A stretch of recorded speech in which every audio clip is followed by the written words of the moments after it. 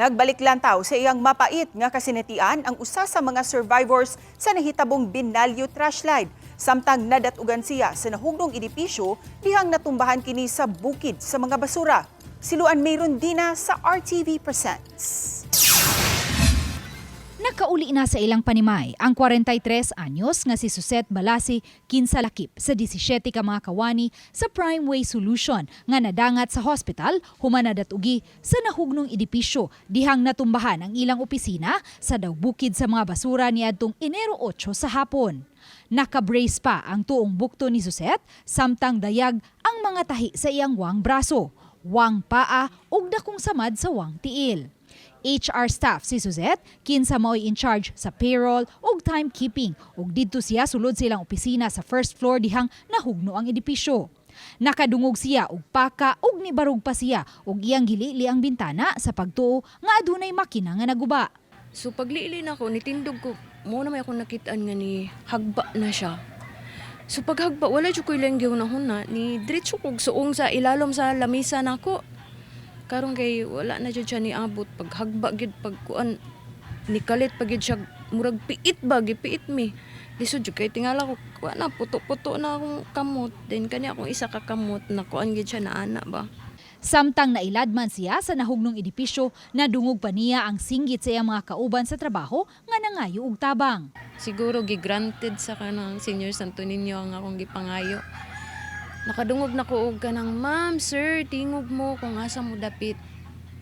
So ningkamot jud kog tingog kay mura man kog nakamata, mura kog na-refresh ba bisan sa kasakit nga akong gibati. Kay daghang mga trusses ug lansa nga nakaali kaniya, naglisod pagkuha kaniya ang mga rescuers, busa siya na mismo ang nihangyo nga bunluto na lang siya.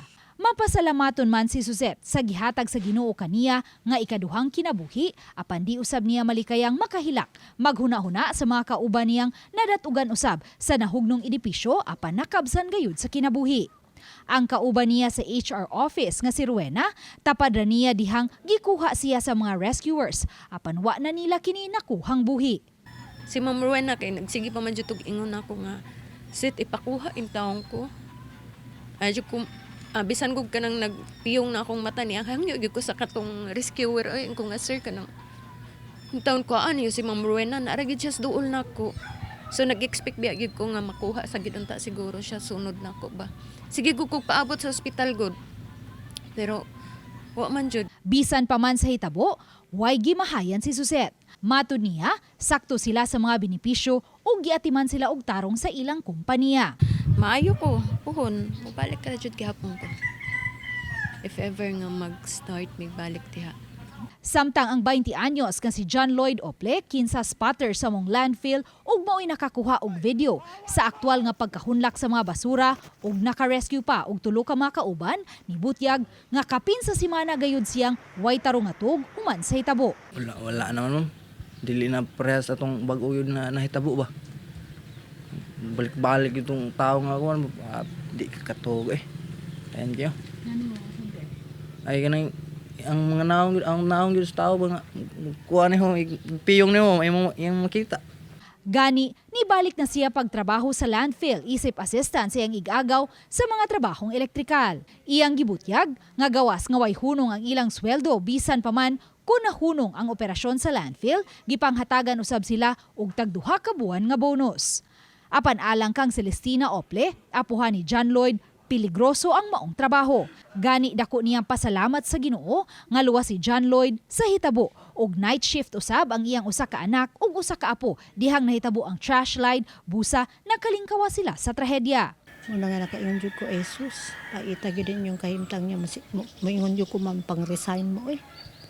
Kay amayad gani pang-resign mo kay pait kay ng trabaho ninyo diha eh. Di mo sila ma-resign kay pumapalawa mo sila bayad. Gisuwayan sa Balitang Bisdak News Team pagbisita ang naasoing landfill usa ka buwan human sa hitabo apan wa kami nila tuguti nga makasud. Tangkod usa ka buwan human sa hitabo, anaa paghihapon dinhi ang kabahin sa edipisyo nga nahunlak sulod sa landfill.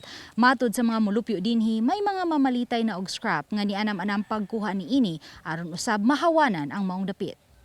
Uban ni Cleofer Lumayag. Ako si Luan Merondina ug kini ang akong short dokyo.